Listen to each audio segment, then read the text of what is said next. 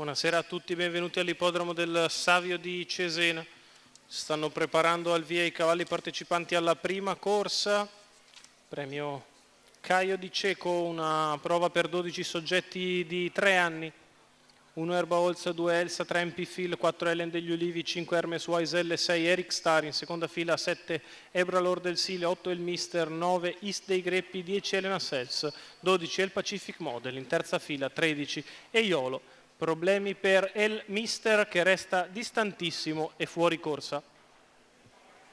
Sbaglia anche East dei Greppi. Si parte con la velocità di Ellen degli Ulivi che va in breve numero al comando. 9 East dei Nei Greppi, confronti squalificato. allo steccato di sbaglia intanto al comando Ellen degli Ulivi, c'è un po' di Numero trambusto 4 a centro Ellen gruppo degli Ulivi, e così squalificato. passa Hermes Wisel. Un tam tam di rottura, ha sbagliato sicuramente Elsa, mentre in numero seconda 2 posizione Elsa, squalificato. cerca di andarsi a posizionare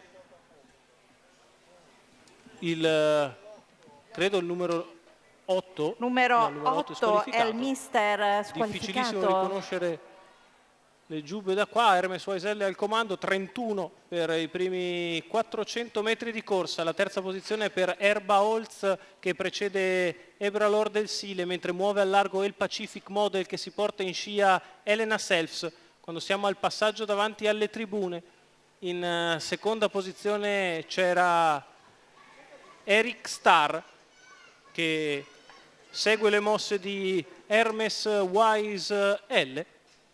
Quando gli 800 vengono passati in 1:1:7, si va verso il primo chilometro con Hermes Wisel al comando.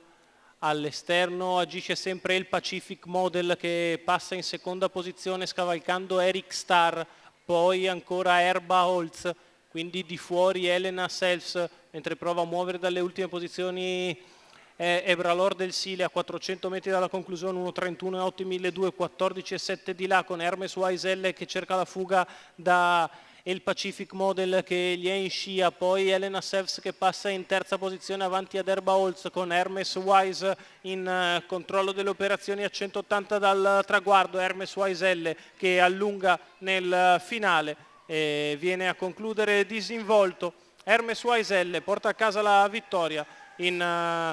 Al secondo posto finisce il Pacific Model, mentre sprinta bene per il terzo Erba Holz. 36 a chiudere, 1:16:1 il percorso di testa per Hermes Wisel, Leonardo Vastano, Giulia Deschi.